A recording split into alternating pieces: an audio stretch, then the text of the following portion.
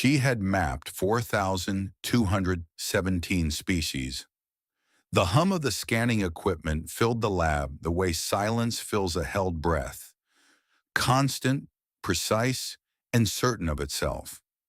Queen Dryavasha of the Dryavashi stood at the central holographic column, pale blue-white eyes moving through catalog frequencies the way most beings read words. 4,217 species, every biorhythm measured, every pulse, every resonance waveform, every emotional band frequency logged and shelved in the glowing columns around her. Outside in the corridor, someone was mopping. He came every night around the same hour. She could hear him through the wall, a low, tuneless hum that followed no scale she could identify and obeyed no rhythm she could predict. She had never looked up. Maintenance class, below her research tier, below her notice.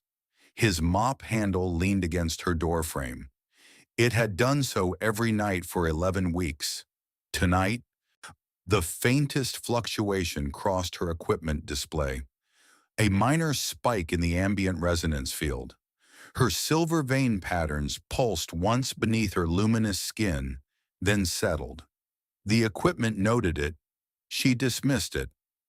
Outside, he hummed something that wasn't quite a melody. She didn't notice that her veins pulsed again, softly in time. He was maintenance class. She had never once looked down at the corridor floor. There's a janitor humming outside a queen's door, and she's trying very hard not to notice him.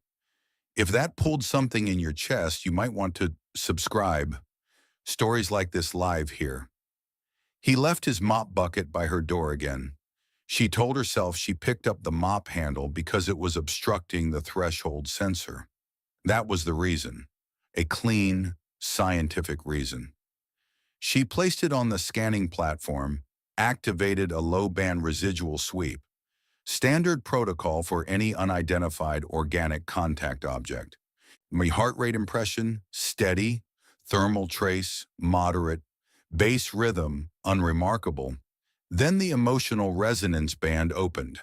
Wide, wider than the Arenthians, wider than the Solvari, whose grief frequencies had once cracked a calibration lens. She ran the scan twice, same result. Wider than anything in her catalog by a margin that shouldn't exist in a maintenance worker humming off-key in an empty corridor. She set the mop handle back exactly where she found it. Then she pulled his waveform onto the holographic wall, a golden curve pulsing like something alive, and told herself she was reviewing anomalous data. Her log entry read, "Subject produces repetitive, low-frequency vocalization. Pattern, irregular. Purpose, unknown. Effect on researcher, also unknown. Note to self, stop replaying it." She replayed it. She woke to his humming the next morning, drifting through the wall at the exact frequency her equipment had recorded. Her veins were pulsing, slow, steady. She told herself it was scientific curiosity. Scientists don't fall asleep watching data. The scan was supposed to answer her questions. It answered nothing and broke everything. Subscribe if you need to see what happened next. She fabricated a mandatory bio-clearance sweep for lower deck staff. Routine, unquestionable. She did not examine why her hands moved faster preparing the platform than they had in years. He arrived at the lab door with his mop, read the posted notice, and stepped inside. He looked around at the glowing holographic column, the glass floor of the scanning platform, the blue-white haze of active equipment. "Do I put this down?" He held up the mop. "It doesn't matter." He shrugged, a small, uncomplicated motion, and stepped onto the glass platform, mop still in hand. She activated the full array. His biorhythm entered the room like something that had been waiting for the door to open. The holograms didn't process it. They responded to it. So golden waves rolled outward from the platform in every direction, consuming the catalog columns, swallowing 4,000 waveforms in light. The emotional resonance band didn't spike, it detonated. Equipment cracked along stress lines she hadn't known existed. The glass platform spiderwebbed from its center. Holograms shattered into fragments that hung suspended in the air a moment before going dark. Alarms wailed. He stood perfectly still in the middle of all of it, holding his mop, looking at his own hands. Was that me? Her silver veins blazed, every one of them, lit from her collarbone to her wrists, pulsing in direct rhythm with his heartbeat, and she could not slow them, could not stop them, could not explain them away. 4,217 scans. Everything she had built, floating in broken pieces around a janitor who was looking at her with quiet, uncomplicated concern. She shut everything down. You may go. He went. She sat alone in the dark, Maurice surrounded by shattered light. His waveform persisted in the ambient field, the only thing that hadn't gone out. Golden, steady, impossible to erase. Her instruments broke because they weren't built for what humans feel. Neither was she. She locked the lab door.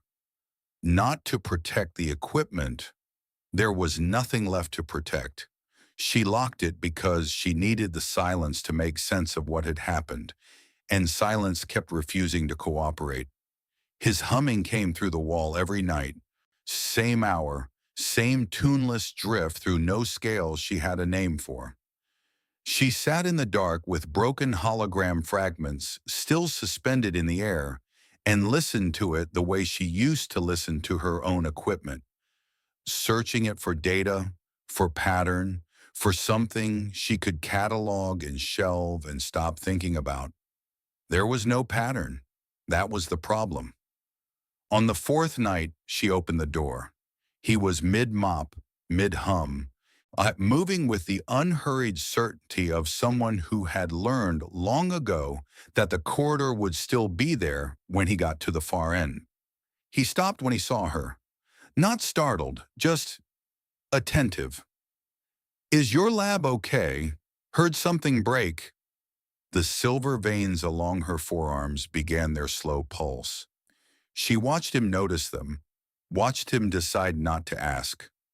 You broke it, she said. He looked at the mop. I didn't touch anything. You didn't have to. The hum of the station filled the space between them. She felt her scientific composure the way you feel a coat you've already taken off. The memory of warmth without the warmth itself. Your species. She stopped. Started again. Your emotional resonance operates at a bandwidth I have never measured, 3.7 times wider than any catalog species. My instruments weren't designed to contain it. He leaned on his mop handle. She considered this with the same quiet attention he gave everything. You're saying I feel too much? Her veins pulsed, steady, synchronized to his heartbeat the way they had been since the moment he stepped onto the platform, and she had stopped pretending otherwise sometime around the second night of silence. I'm saying I can't stop hearing you. He held out the mop handle toward her, an offering, or a question, or simply the only object in his hands. This thing? She almost smiled. It arrived at the corner of her mouth before she knew it was coming. No, she said. You. He didn't have a response to that.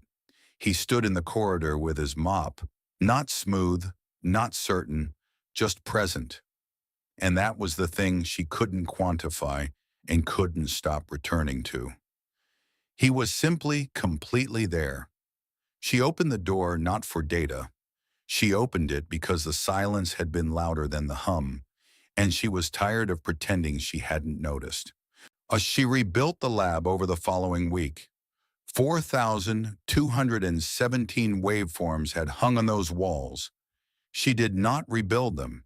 She left one wall empty, a deliberate absence, a space that used to be full of other things, and mounted a single waveform there instead. Golden, pulsing slow. His. She left the door open every night after that. His humming filled the lab the way the equipment hum once had, and her veins settled into their steady glow each time it began. And she stopped noting it in her log because some data changes the researcher before the researcher can record it. One night the humming paused just outside the threshold. "You know I can just come in." "I know." He walked in, mop and all, crossed the lab floor without ceremony and stepped onto the glass platform. Still spiderweb from its center, still bearing the mark of what had happened, and stood there the way he always stood, unhurried, uncomplicated, entirely himself. When he began to hum, her veins lit from collarbone to wrist. She crossed to the glass wall where his waveform played and placed her palm flat against the surface. The golden curve pulsed beneath her hand. Her palm fit inside it, exactly as though the shape had always been there, waiting. "I've scanned everything in the galaxy." Her voice was quiet. Not a performance, just true. "You're the only thing I can't quantify." The humming continued, unhurried. "Is that bad?" "It's terrifying." He hummed. She felt it in her veins the same way she felt her own pulse.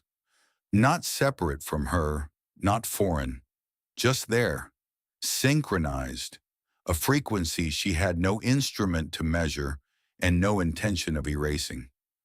The door stayed open. The mop leaned against the scanning platform, unhurried and unceremonious, the way it had leaned against her door frame for 11 weeks before any of this began. Her private log, last entry. Human emotional resonance operates at 3.7 times the bandwidth of any catalog species. No instrument exists to fully capture it. Hypothesis: it was never meant to be captured. She stood with her palm pressed against his golden waveform and did not move. It wasn't quantifiable. It wasn't supposed to be. That was the point. That last line in her log, "It was never meant to be captured," stayed with me. Subscribe if it stayed with you too. Tomorrow's story carries the same quiet pull, same open door. Come back for it.